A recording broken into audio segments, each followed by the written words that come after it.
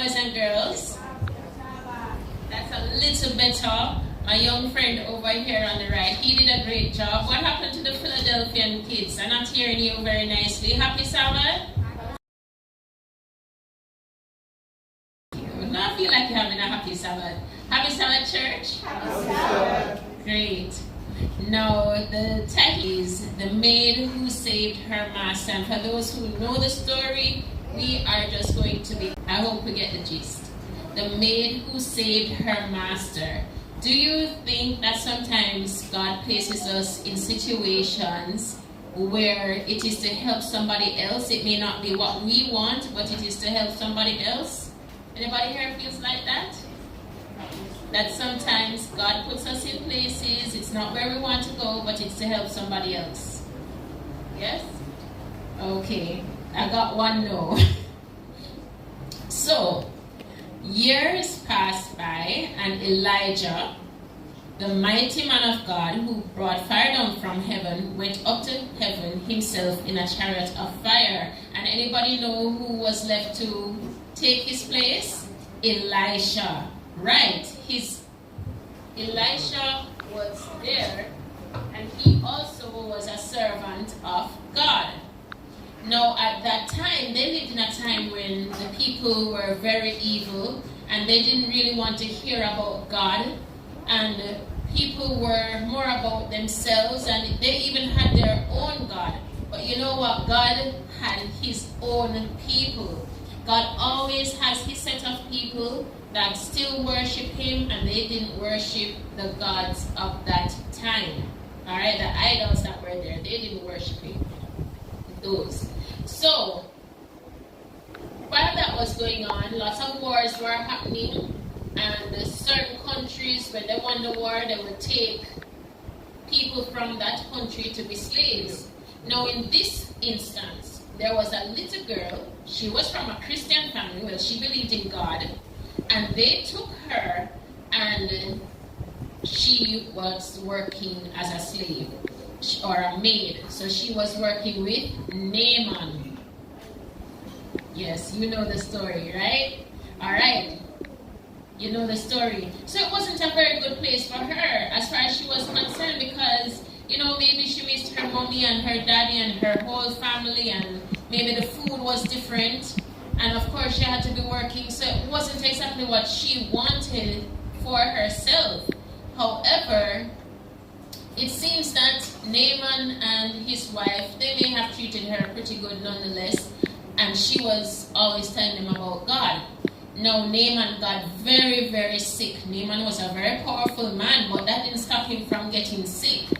He got very, very sick. Anybody besides Kamani wants to tell me what he got sick with? Leprosy. Anybody know what leprosy is, or what it does? It's an uncurable. Right, it's an uncurable disease, and what does it do? Right, it makes your skin very itchy, and there were sores. Can you imagine what Naaman must have looked like and how sick he was? He was really, really very sick. And so this little girl, she felt sorry for him, and she said, you know what?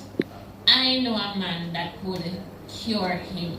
And of course, I didn't believe that, because at that time, leprosy was something that could not be cured. So because this girl, she sounded like she knew what she was talking about, she was always talking about God, they decided that they were going to take the trip and go to Israel to get the cure. Now, when the king, the other king, found out what was happening, he was like, am I God? This man, they sent this man to me to recover a man of leprosy, because he can't cure leprosy, right? So word got out about this great man Naaman who came from another nation and came over to Israel to find the cure. And while the word got around, who you think heard about it? Elisha. Very good. So Naaman came. Well, Elisha sent a message to say, let him come now to me, and he shall know where there is a prophet in Israel. So Naaman took a lot of gifts. Anybody have any idea what some of the gifts were that he carried? Gold. Silver. Silver. Anybody else?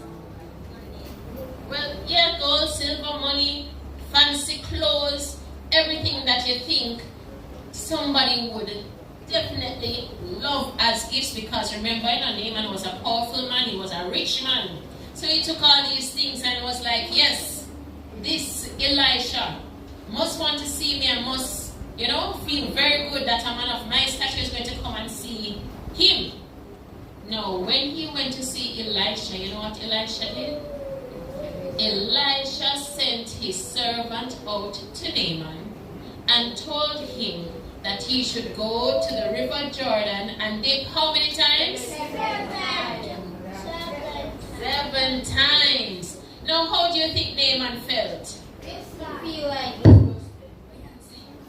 Right? He was like, what you saying? Me, big Naaman, you want to send your servant out to talk to me? He was upset.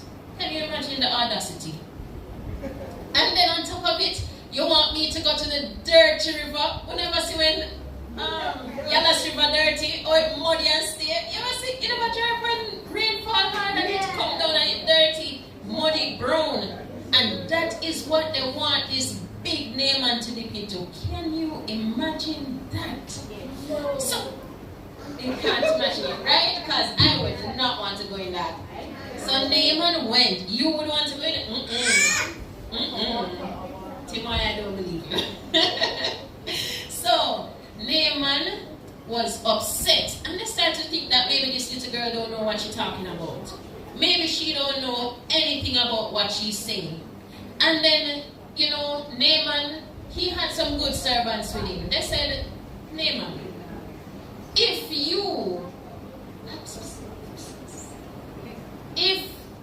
he had asked you to do something great, wouldn't you go and do it? Yeah. And Naaman thought about it. Yeah, I would have done it. Supposing they say I want 10,000 pieces of silver, I would have given the 10,000 pieces of silver. So what's so wrong if you tell him to go into the river and dip? So eventually, he decided that he was going to follow what Elisha said. So he dipped and come up, still have sores on his skin. Dip again, come up, and what happened? Still had sores. Dip 3 times, 4 times, 5 times, 6 times. You think any of the sores were gone? No. You think he gets tired of this dipping thing, right? Yeah. Because the water dirty, people are looking at him like he's stupid. And then 6 times so what is one more time going to do? What went away the 6th time?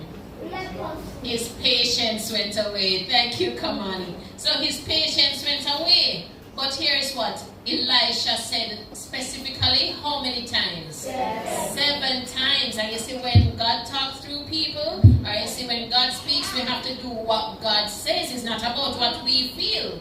So now, eventually, he took the 7th dip. And what do you think happened when he did the 7th dip?